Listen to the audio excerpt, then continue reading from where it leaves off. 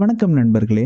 உலகத்தில் சில நாடுகள் மட்டும்தான் அதன் கலாச்சாரம், வரலாறு, மக்களின் இதயம் ஆகியவற்றால் நம்மை ஆச்சரியத்தில் ஆழ்த்தும். அப்படிப்பட்ட ஒரு மறைக்கப்பட்ட மாணிக்கம்தான் ஆர்மீனியா. அர்மீனியா இது வரைபடத்தில் ஒரு சிறிய புள்ளி மாதிரி தோன்றலாம். ஆனால் அதன் இதயம் உலகின் மிக பழமையான நாகரிகங்களின் கதைகளை கூறுகிறது.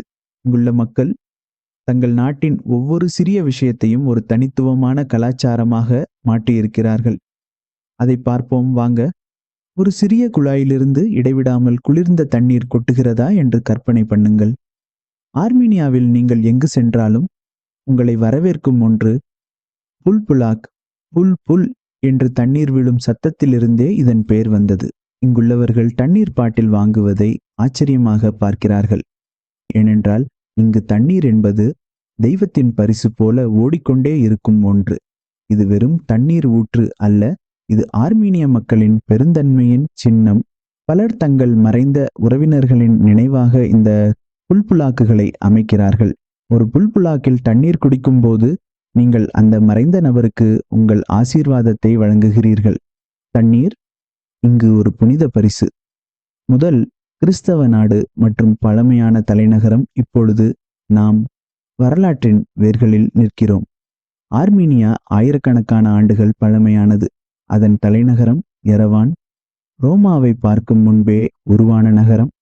ஆனால் ஆர்மீனியாவின் பெருமை என்ன தெரியுமா?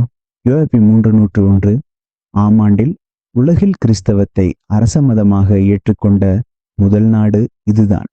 அதனால்தான் இங்குள்ள ஒவ்வொரு கோயிலும் மடாலயமும் ஆயிரக்கணக்கான வருடங்கள் பழமையானது. உலகின் முதல் தேவாலயங்களில் ஒன்றான எச்மியாஜன் கேத்தட்ரல் கூட இதில்தான் உள்ளது.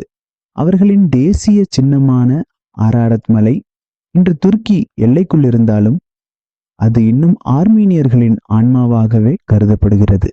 அது அவர்களின் இதயத்திலும் கலைத்திலும் தேசிய சின்னத்திலும் என்றும் வாழ்கிறது. ஆர்மீனியர்கள் விருந்தோம்பலுக்கு மட்டுமல்ல, அறிவு கூர்மைக்கும் பெயர் பெற்றவர்கள். இந்த நாடு உண்மையில் ஒரு செஸ் நாடு. 2011ஆம் ஆண்டில் ஆர்மீனியா உலகில் முதல் முறையாக செஸ் பள்ளி பாடத்திட்டத்தில் கட்டாய பாடமாக்கியது. 2ஆம் வகுப்பு முதல் 4ஆம் வகுப்பு வரை உள்ள குழந்தைகள் வாரத்திற்கு 2 முறை செஸ் படிக்க வேண்டும்.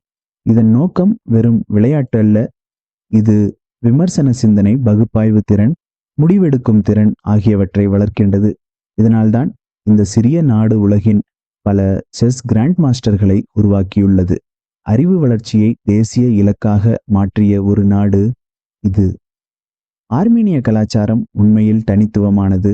கியோபி 405ஆம் ஆண்டில் மெஸ்ரோப் மாஸ்டோட்ஸ் உருவாக்கிய ஆர்மீனிய எழுத்துக்கள் இன்றும் அதே வடிவில்தான் பயன்படுத்தப்படுகின்றன. 1600 ஆண்டுகளாக எந்த மாற்றமும் இல்லாமல். அடுத்து லூடுக், ஆப்ரிகாட் மரத்திலிருந்து தயாரிக்கப்படும் இசைக்கருவி.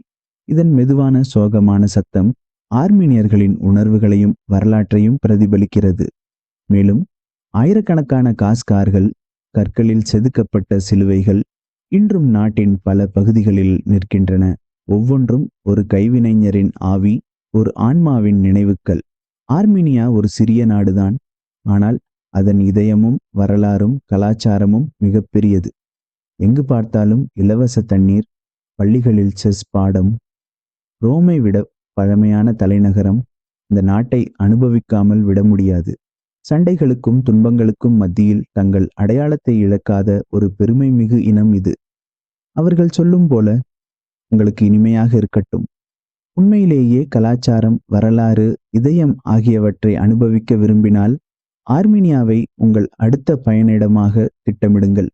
மேலும் இது போன்ற ஆழமான தகவல்களுக்கு எங்கள் சேனலை சப்ஸ்கிரைப் செய்யுங்கள். அடுத்த வீடியோவில் சந்திப்போம். நன்றி.